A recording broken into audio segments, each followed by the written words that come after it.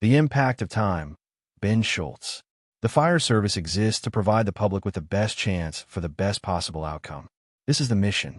To uphold this mission, we must acknowledge that there are far more possible outcomes than simply life or death. Yes, the outcome of death is absolute. There are no varying degrees of death. And sometimes, no matter what we do, no matter how well prepared we are and how efficiently we perform, the citizen is not going to make it. However, when the outcome is life, our citizens survive in the gray. There is a significant difference in quality of life for a patient with second-degree burns to 10% of their body versus third-degree to 20%.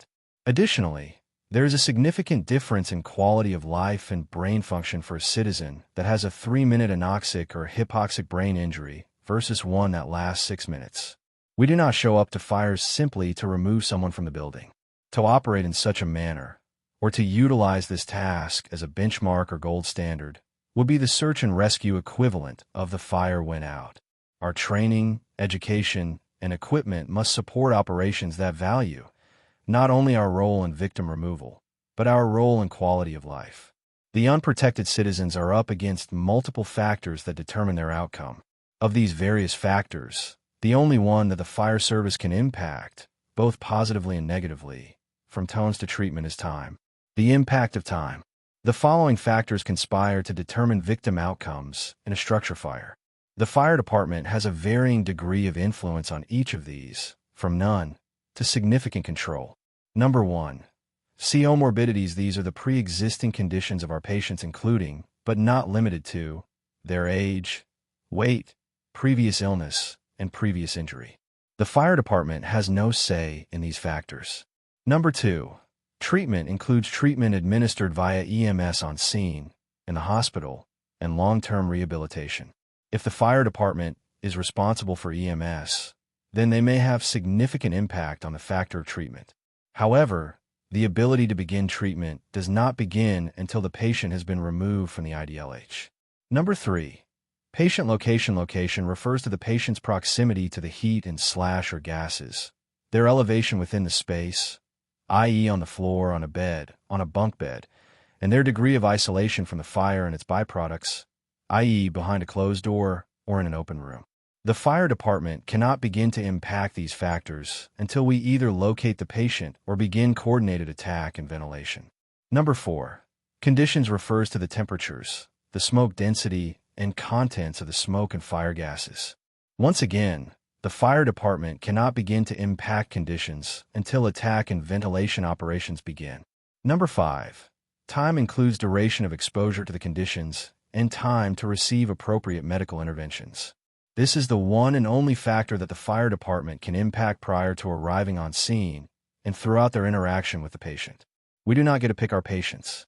We cannot begin to impact treatment, patient location, or conditions until we are on scene and operations are underway. However, our ability to impact time begins the second we are notified of the call and continues all the way through treatment. With the unrelenting, linear influence of time on patient outcomes, death versus quality of life, it is imperative that fire departments scrutinize their operations second by second. What the data says, unfortunately, the fire service is in its infancy in terms of data collection and analysis when it comes to structure fire patient outcomes. The two most prevalent sources of data, currently, are ULFSRI and Firefighter Rescue Survey, FRS. These entities provide very different data from very different sources. But what they both show is that the unprotected public has a very small, rapidly diminishing window for an outcome other than death.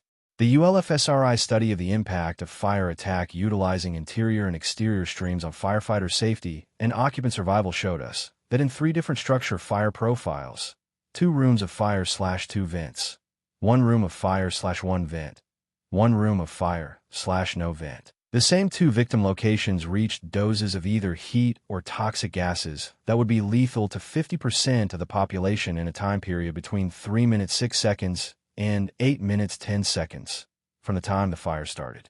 In and of themselves, these times are minuscule windows of survival, and they only get smaller when we begin to account for time for dispatching, turnout time, and response time.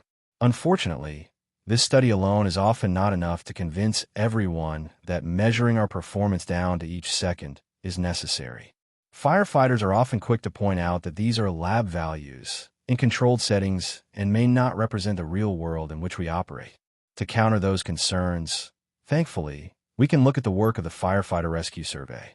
Through the collection of its first 3,000 rescue surveys, the survey has shown that the longer it took to locate a patient, the lower the rate of survival has been. More specifically, patients located within the first 2 minutes of arrival of the first unit had an 81% survival rate. This number drops substantially to 69% when locating the victim took between 2 to 4 minutes, and then continues to drop 5% for every additional 2 minutes it took to locate patients. While the survey lacks the controls and instrumentation of a ULFSRI study, it is providing numbers from real patients removed from real fires. The takeaway is this: regardless of the source of data, the lab values of ULFSRI, or the street data from Firefighter Rescue Survey, they both clearly display two key concepts: a correlation between time and patient survival rates, and the window of survival is small and closing quickly.